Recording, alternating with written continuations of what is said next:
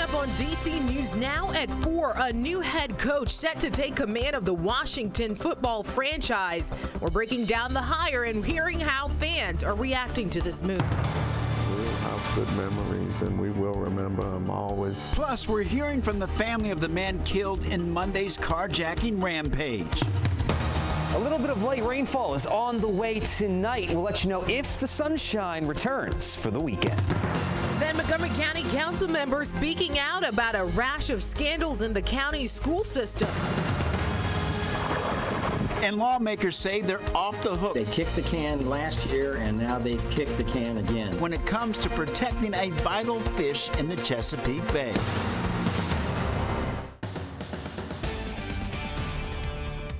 Thanks for joining us on DC News Now at 4. I'm Mark Hall. And I'm Annalisa Gale. Breaking this afternoon, a girl was stabbed during an altercation with another girl who is her schoolmate at Banneker Middle School in Montgomery County. Our Kevon Dupree is on the scene right now. Kevon, the school was placed on lockdown during the incident. What's it looking like right now? Mark and Elisa, I'm here at Benjamin Banneker Middle School, where it's been reported that a stabbing incident involving 2 students took place earlier today. Now, what I'm going to do is step out of the way to give you a better look at the scene here. According to Montgomery County Public Schools, 1 female student stabbed another female student, and both students were transported to a nearby hospital with non-life-threatening injuries. Montgomery County police officials say they got the call just after 1:30 this afternoon, and the school is currently still in a shelter in place. Now, about 30 minutes ago, the parking lot was full. Several Montgomery County police cars were there, and the lot was also filled with parents coming to pick up their students and buses preparing to take students home. Now, once again, we're told Benjamin Banneker Middle School is still in a shelter in place, and the school will be doing a staggered dismissal. And we will continue to bring you updates both on air and online at dcnewsnow.com. Reporting in Burtonsville, I'm Kevon Dupree, DC News Now. Kevon, thank you. Well, turning now to sports, the Washington Commanders have found their next head coach. They have indeed, and his name is certainly familiar to many sports fans. He's Cowboys defensive coordinator Dan Quinn.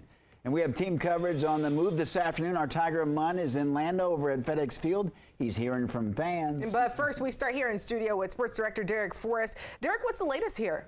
Yeah, thanks, guys. Yeah, while it seemed like it took forever for the Washington Commanders to hire a new head coach, Thursday afternoon we all learned former Cowboys defensive coordinator, now Dan Quinn, will be the next head man for the team, replacing Ron Rivera. Now, Quinn brings with him decades of experience in the NFL. He's been in the league since 2001 when he came up with the San Francisco 49ers. He won a Super Bowl with the Seattle Seahawks.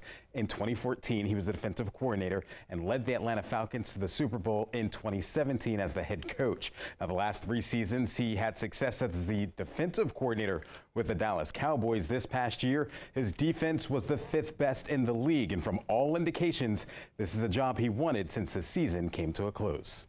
I was told the final day of the regular season, right before that game, by somebody in the Dallas Cowboy organization that knows Dan well, that he wanted this job. He wanted to be here with the number 2 overall pick, with the cap room, with some of the defensive talent, with some of the offensive talent, knowing this organization, knowing the pluses, the minuses, and knowing that it's a new era with Josh Harris. And he didn't even know it, Adam Peters, at that point, but I'm pretty sure he had a strong inkling that Adam Peters was going to be here in Washington. Yeah, and from everything I am hearing, Dan Quinn is well liked amongst his players and is the right person to help turn this Washington franchise around. Coming up at 5 p.m., we're going to hear from former Washington defensive back Fred Smoot and what he thinks of the hire. Guys.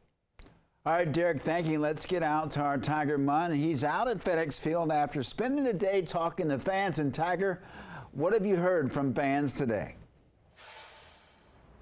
Yeah, some fans have been pretty split on the decision, some thinking that this was the right move and some thinking that they could have done better. But one thing is consistent with everyone I talked to, they have been waiting for some direction at the head coaching position. And some fans like Robert Hamilton hope that this team rallies behind Robert Quinn.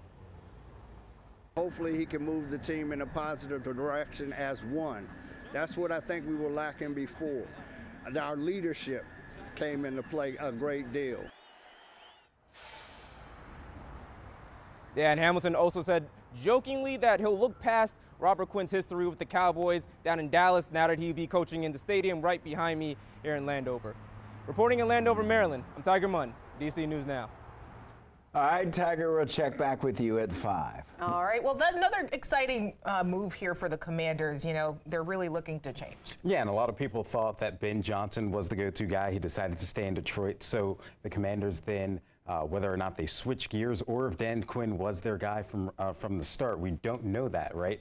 But again, all the pieces have to fit. Josh Harris, Adam Peters, and now Dan Quinn. What can they do moving forward? Next month we have the draft. Will they be able to get the right pieces in the draft? And then we'll see what this team is like on the football field. Until then, we can't really evaluate what's happened so far in the offseason. All right, we'll see. All right, Derek, thank you. Well, switching gears now, let's take a live look outside at the Kennedy Center. It looks beautiful, felt great, Mark. It was a nice day out there, and actually the nice day continues. Let's head over to meteorologist Damon Madsen with the first look at our forecast. Yeah, and I heard that this was Chief Meteorologist Janessa Webb's pick of the week. So, hey, fitting out there. We had these nice temperatures and the sunshine to go along with it. Folks, yeah, downright beautiful. We had to burn off some fog and really start to clear things out early this morning. But once that was all gone and we got the temperatures to jump up, what a beautiful day it ended up being here. 50s across the entire DMV, closer to the mid-50s across Northern Virginia, Southern Maryland. D.C., it looks like we topped out around 53, just a little bit of cooler air, closer to the upper 40s once you made it back into the mountains. And really, we just hit those peak temperatures not too long ago. We're still hanging out in the 50s at this current hour. So hopefully you've been able to get out and enjoy this lovely weather we've been experiencing here. These warmer temperatures, which ended up around 10 to 15 degrees warmer than this time yesterday. They're only going to hang around for a little while longer. We are going to see that clear sky slowly begin to give way to more and more cloud cover as we go into the evening time. Of course, the sun will have set by that point and temperatures will be cooling off back into the 40s, but will be mostly cloudy by the 11 o'clock hour, and soon after midnight, it looks like we're going to be dealing with a little bit of light rainfall dropping in from the north and crossing portions of the DMV as we head into the start of the day on Friday. So who is most likely to see a little bit of that soggy weather to kick off the day tomorrow? And are we going to see more of these sunny, warm conditions as we head on into the start of the weekend? We'll have a full look at your forecasts coming up here in just a bit. All right, Damon, thank you. Well, new this afternoon, we're hearing from the wife of murdered Maryland Judge Andrew Wilkinson for the first time. Now, back in October, police say Judge Wilkinson was shot and killed outside his Hagerstown home by a defendant whose child custody case he oversaw in his courtroom earlier that same day. My heart is shattered when I think Drew's last feeling on earth was fear.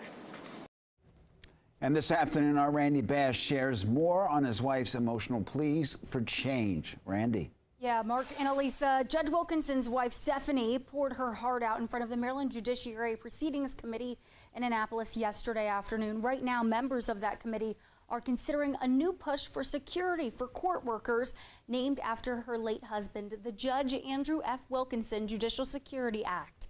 In her testimony, Stephanie Wilkinson said Pedro Argote, the man accused in her husband's murder, had started making online searches for information about her husband last summer, months before he allegedly carried out the attack at their Hagerstown home. This new legislation would allow people working in the state's court system to have that same information removed or shielded from public view online.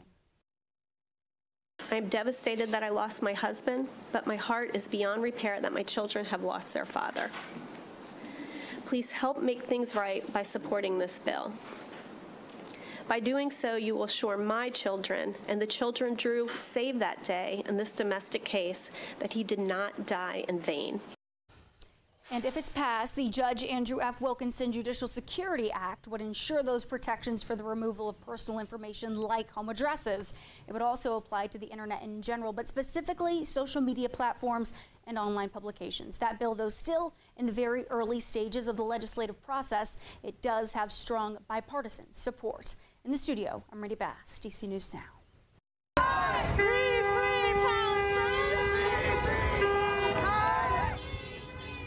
Protesters chanting Free Palestine, shutting down several main routes during morning rush hour in the district. Several roads were closed along Interstate 395 in D.C. and Route 66 in Virginia. Demonstrators demanding a ceasefire in Gaza. They held flags and signs along with blocking main roads leading up to the Capitol. D.C. police say that 8 people were arrested during the demonstrations. Anyone arrested will be facing charges of crowding, obstructing, or all of the roads have since been cleared and are open. Well, tonight, a food fight is brewing in the Virginia General Assembly. A bill introduced would require public schools to provide free breakfast and lunch to all students, regardless of their parents' income. Advocates like the bill's author, State Senator Danica Roem, say it will ensure all students are fed and ready to learn. Opponents, meanwhile, say while they want kids to be fed, they're concerned about the $346 million price tag. See a kid, feed a kid, no questions asked, and make sure that the child's fed, the parents are saving up to $1,000 per year per student, and it cuts the administrative burden of the schools. It streamlines everything. It's just good common sense and good public policy. $173 million a year. Did a little research on that. At $75,000 a teacher, you could hire 2,000 plus teachers a year to actually teach our poor and underserved children. A similar bill in the House of Delegates was effectively killed in an appropriations subcommittee.